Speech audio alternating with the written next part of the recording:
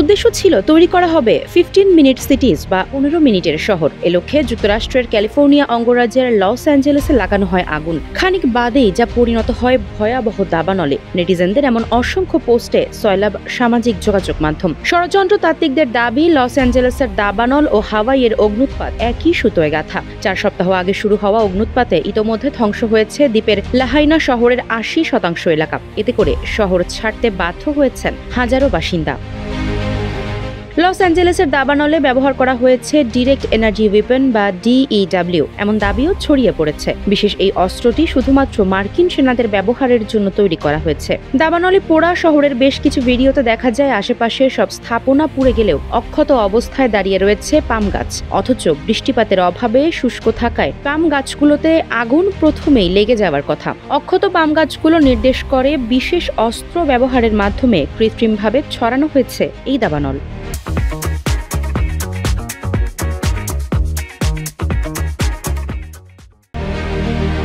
Loss অ্যাঞ্জেলেসের দাবানল প্রাকৃতিক নয়, বরং মানব সৃষ্ট দুর্যোগ। ভয়াবহ এই দাবানলের পেছনে জড়িত ক্যালিফোর্নিয়ার গভর্নর গ্যাভিন নিউসম ও বিদায়ী মার্কিন প্রেসিডেন্ট জো বাইডেন। তাদের উদ্দেশ্য ছিল অঙ্গরাজ্যটিতে চীনা প্রতিষ্ঠানের বিনিয়োগ আটকে দেওয়া, এমন দাবিও নেটিজেনদের।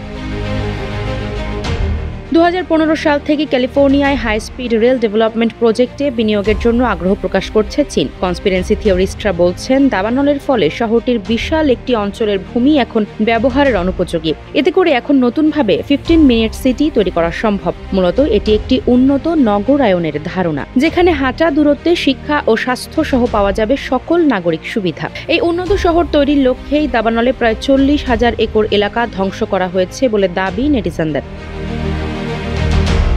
দাবানল দ্রুত গতিতে ছড়িয়ে পড়ার পেছনে আরেকটি কারণ ফায়ার হাইড্রেন্টগুলো অকেজো হয়ে পড়া। কনস্পিরেন্সি থিওরিস্টরা বলছেন আলামত ধ্বংসের জন্যই আগে থেকে বন্ধ রাখা হয়েছিল ফায়ার হাইড্রেন্ট। তাই দাবানল ছড়িয়ে পড়ার খবরে দমকল কর্মীরা ঘটনাস্থলে উপস্থিত হলেও পানির অভাবে পরিস্থিতি নিয়ন্ত্রণে আনতে পারেনি। এদিকে জনগণের চাপের মুখে দাবানলের সূত্রপাত খুঁজে বের করতে তদন্তে নেমেছে স্থানীয় পুলিশ। ভয়াবহ এই দাবানলের পেছনে কোনো ব্যক্তি জড়িত বিষয়টি এখনও স্বীকার না করলেও উড়িয়ে দিচ্ছে না লস অ্যাঞ্জেলেস পুলিশ ডিপার্টমেন্ট। তবে দাবানল নিয়ন্ত্রণে এলে থলের বিড়াল বেরিয়ে আসবে বলে ধারণা কনস্পিরেন্সি থিওরিস্টদের। আফসারা নাজ, নিউজ ডেস্ক, ইত্তেফাক।